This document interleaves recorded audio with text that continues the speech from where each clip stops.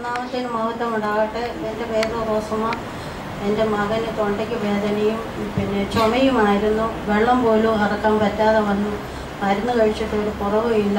ഞാനന്നേരം ഇവിടെ ദിവ്യകാരുണ്യമായി വന്ന് യേശുവോട് പ്രാർത്ഥിക്കാമെന്നും സാക്ഷ്യം പറയാമെന്നും പറഞ്ഞു. അതിൻ്റെ ഫലമായിട്ട് സൗഖ്യം കിട്ടി. അതുപോലെ തന്നെ ഞങ്ങളുടെ പറമ്പ് മൊത്തം മരത്തിൻ്റെ കീഴിലെല്ലാം അപ്പടി അങ്ങ് ഉറുമ്പായിരുന്നു. ഉറുമ്പ് ഇങ്ങനെ കൂടി മരമെല്ലാം കടന്നു പോകുമല്ലോ എന്ന് മനസ്സിൽ വിചാരിച്ചു. ദൈവത്തിനോട് കരഞ്ഞു പറഞ്ഞു.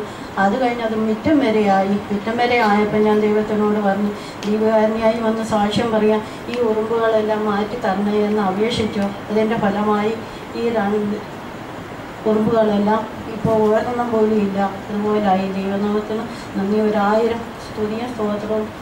മരത്തിൻ്റെ അടിയിൽ മണ്ണെടുത്തെടുത്ത് കളയുന്ന ഒരുതരം ഉറുമ്പ്. അത് പല മരങ്ങളും അങ്ങനെ അത് പിടരാനിടയാകും.